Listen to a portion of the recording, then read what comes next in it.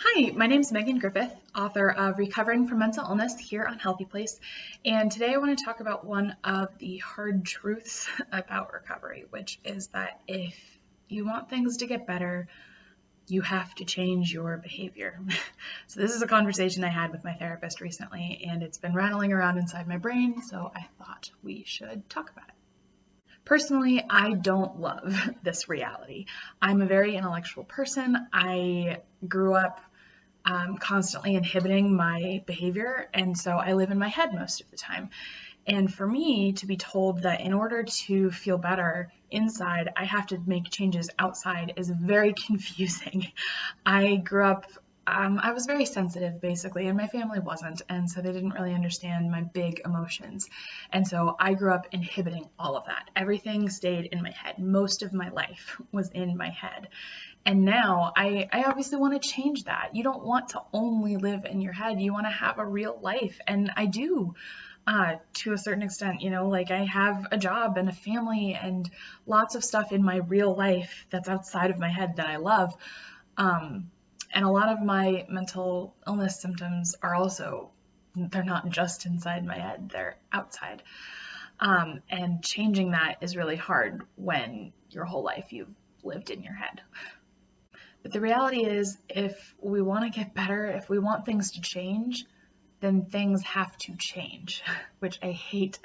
Even as I'm saying this, I want you to know, I get that it's hard. Believe me, I get it. I'm telling you all of this not as like advice, but more as this is where I'm at on my journey too. And it's really frustrating and it's really hard because it's like if I could change, I would have done it already, If it were that simple, just changing my behavior, I would have done it. But that's an oversimplification that's going to keep you stuck in your mental illness symptoms.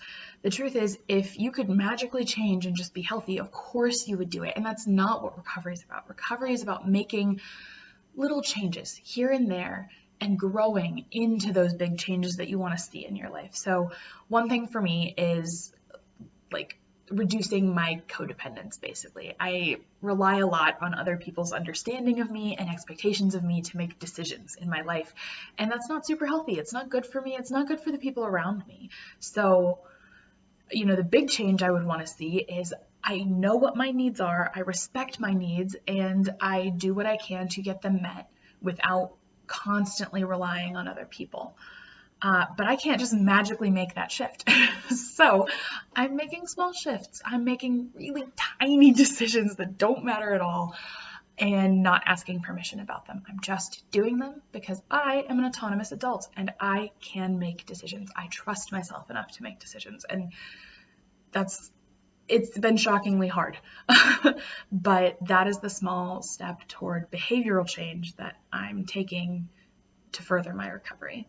So I'd love to hear what you guys are doing behaviorally to improve on your recovery, because it's not all just processing trauma up here. It's living differently. It's living the way that you want to be living and not living according to your trauma response. So yeah, I'd love to hear what you guys are doing to shift your behavior in recovery. Just let me know in the comments below.